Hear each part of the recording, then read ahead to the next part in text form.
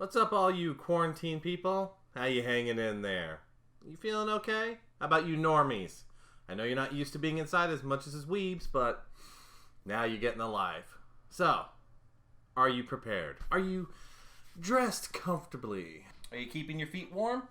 Do you have your food? Do you have something to drink? How about your games? Do you got plenty of that? What about your reading material? You've got all that? That's good to hear. But there's one thing that you all need to have to really survive this quarantine, and that is anime. Well, don't you worry, folks. Spring 2020 is just around the corner, and the Noob is here to tell you the shows that he'll be watching. There was quite a few shows out there this season, and I enjoyed the winter season a lot. The spring season's a little less in the category I like to watch, but I was able to find at least 10 animes that I was going to watch. So let me share with you what they are. Let's start this list off with the returning favorites that will be coming around. These are the shows that are getting another season and continuing with the story so far. The first one on my list is Kaguya-sama, Love is War. This was last year's rom-com favorite of mine. You had the story of basically two tsunderes in high school who are just too stubborn to admit they love each other. This was a very good romantic comedy. You had the student council president and the vice student council president. Both of these people are in love with each other, but they have this strange theory that if they tell the other person that they love them, they have lost the battle. So they are scheming to somehow get the other one to admit that they love them. It is an enjoyable anime. There's so much comedy. The interaction between the characters is fun. And of course, we all know why we're really back for that. Chica.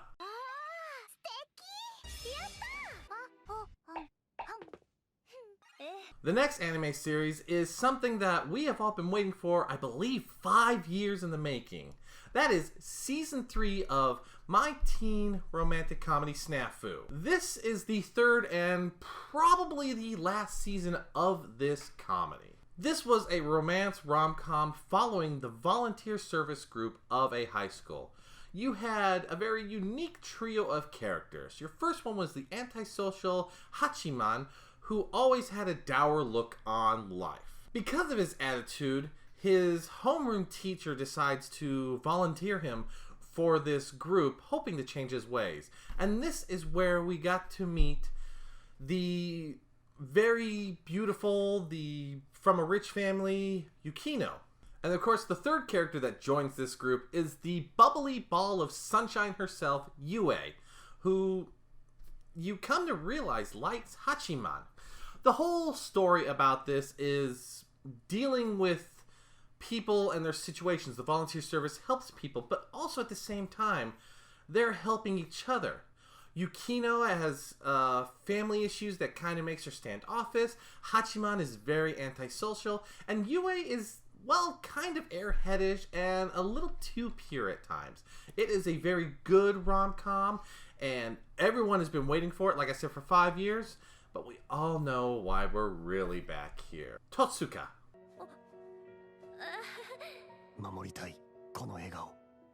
Another returning favorite that I was surprised that I enjoyed, because originally I wrote this anime off and I wasn't going to watch it, but I saw a clip or two in there that made me kind of interested in watching it, and that is called The Ascendance of a Bookworm. This is, yes, one of those isekais, but this is one of those isekais that you could turn your brain off and just enjoy. Your main character, Mine, is a little girl who suffers from a disease. One day, during a very, very bad happening of the disease, she wakes up to memories of a past life. Now, in her past life, she had one passion: to read books. Unfortunately, in this world that she's in, there are no books. And the only books that are out there are actually for nobles. And she is, of course, from a poor family. So she's decided she's going to do whatever she can to get access to books. Now, the reason why this anime is actually really cute is because it's not that she's overpowered, she's not a hero and all that. It's just the things she does to improve life, to eventually make money and get books. And I'm talking things like the way that she creates hair ornaments, or that she's the only person who creates shampoo, or, you know, teaches people how to make paper out of grass that's cheaper than what they use for books. All these little things that she creates, she makes money off, but it's just the story of how she gets there and how she's going to get to the point of having access to books. And I liked it because there is nothing more pure than just having the motivation to read. And as someone who collects books, I can't argue against that. And I was surprised that I said no to this anime, but I'm happy that I finally got into it, and I cannot wait for the second season. And now the last of the returning animes is one that I was surprised got an anime, but luckily they didn't go as ecchi as they did in the manga, so it was okay. It is called Sugimomo. Sugimomo is a story where items can eventually become alive if they've been loved or have enough emotion around them for a long enough time. Your main character, Kazuya, is a boy who carries around the obe of his deceased mother because it's a very good memory for him. He can't remember parts of his memory, but he feels comfortable when he has this. One day when he's attacked by a hair wig monster, the obe turns into a young girl. And it's then when he learns that these creatures exist. And he eventually gets dragged into having to basically purify him. Almost kind of like what a priest does. This is a very perverted manga. The anime is not as bad as the manga, but it was something I was surprised got an anime. And the season 1 that we got was very short, unfortunately, because it was only 12 episodes and only covered up to a certain point, and it really didn't even get to the action part of this, because in the beginning it's a lot of him trying to get used to this girl who's very forceful in many ways, who's now living with him, and then learning that these creatures exist and the effects that they can have on people. But then there's a second part that comes in later, which I think is going to be the second season, where a lot of action happens. They were building up to it because even though she's an obe, she can actually fight very well. She could turn into like these drills. She become like body armor, and it's a very unique story. And once you get past the ecchi part, it's actually kind of a good story about adventures and fighting off monsters. But if you're there for the degenerate part of it, go read the manga, in my opinion. You will probably enjoy it more. Alrighty, now we're going to get to 3 that are definitely on my watch list that I have actually read the mangas of that are getting a new season. So these are brand new series. These have not had previous ones. The first one I actually made a video on, which I'll leave a link in the description below. It is called Gleipnir. This is kind of a horror, science fiction, mystery kind of story. Your main character is a boy who, for some reason, can transform his body into what looks like a stitched together mascot with a giant gun. One day when he saves a fellow classmate from a fire, she learns about him. Now apparently she's known about these things, but because of some kind of pervy stuff that he did, which he stopped himself from doing, she uses it to blackmail him, and eventually they team up because she wants to find out what happened to her family and her sister, who apparently is the one who killed her family, and he wants to figure out why his body can take on this form. Now, the one thing about this manga / anime that I found interesting is, remember how he said he's kind of a mascot looking thing? He's even got a zipper on his back, and she figures out that she can climb into him and use him kind of like body armor, which is very unique. The battles in this are quite gruesome in some chapters, and the story was quite unique. I really want to see how far they're going to go with the anime because the manga's not done, but we are kind of ramping up to what feels like the end, so maybe we'll get an end, maybe we'll just get a first arc. Either way, this is one that I've been keeping my eye on for some time. The next one is another one I did a video on, which I'll leave a link in the description below. It is called My Next Life as a Villainess, All routes lead to death. This is the one where your main character is known as Katarina. One day when she was young, she gets a whack in her head and she gets memories of her past life. Her past life self was someone who played a game which Katarina's life is based off of. Now that sounds like a basic, but you're wondering, why is this a unique story? Well, Katarina is the villainess in this video game. See, the video game was one of those romance games. From the female point of view, you always play a female protagonist, and you try to make the males fall in love with you. Katarina's character was the antagonist, the one who was always getting in the way, the one that was always causing problems, the one that was always picking on the protagonist. But in every route of the game, she either dies or got disowned and expelled from the country. Your main character, who's now in the body of Katarina, does not want this to happen. She does not want to die. She does not want to get kicked out. So she decides that she's going to use her knowledge from the game to make sure that none of the death flags arise. And it's quite funny because in this whole story, she's just doing her best. She's like, okay, I will get the prince to disavow the marriage that we're going to have. I'm going to not pick on the protagonist. I'm not going to mess with the boys that she's going to fall in love with. But in the process, she basically becomes the protagonist to where all the characters, even the female characters, pretty much fall in love with her and become friends with her. And it becomes very cute at the end. The manga finished its main big arc that pretty much had to do with her whole knowledge of the game. And they've just started chapters where I guess there was an extension for the game, so now she's kind of got no clue.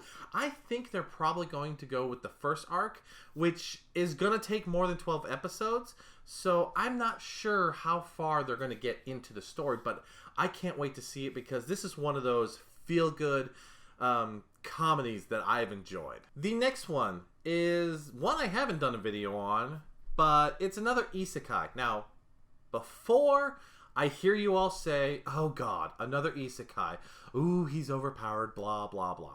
First of all, in the mangas, they only talk about the isekai in maybe like the first and second chapter, and then after that, you never hear about it again. He does not rely on his past memories. He does not get overpowered. Well, he kind of gets a little overpowered, but that's because of the training he does. And it's not supernatural training or anything. He actually does train like an actual person. This is called The Eighth Son, Are You Kidding Me?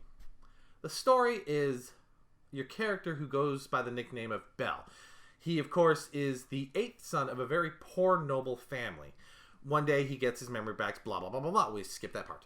So, because he knows he can't really take over the land or do anything for his family, he decides he's going to become an adventurer. So he goes to adventure schools, because in this world, they have adventure schools, and then you can eventually become an adventurer for the guild, blah, blah, blah. And there he meets his future companions, two lovely ladies and a male best friend, and they go on adventures. The whole story is him and his friends doing these adventures, getting through the school, becoming part of Adventures Guild. Even though it's an isekai, it's not your typical isekai. You're not hearing about him being overpowered, his memories, or anything like that. Once you forget about the isekai part, it is just your normal fantasy adventure, and that's why I kind of like it. I want to see how well they do it as an anime. I've enjoyed the manga so far. I've been reading it since day one, and if you like fantasy adventures, I think you'll like this one. Alright, the last four are on my list, but they're low on my list because either I'm going to start them later for certain reasons, or it's only because I've heard slight things about them. The first one we're going to get off our list is Food Wars Season 5. The reason why I'm not going to directly watch this is because I am way behind. I know I've watched Season 1, maybe Season 2, so I've got 2, maybe 3 seasons to catch up on.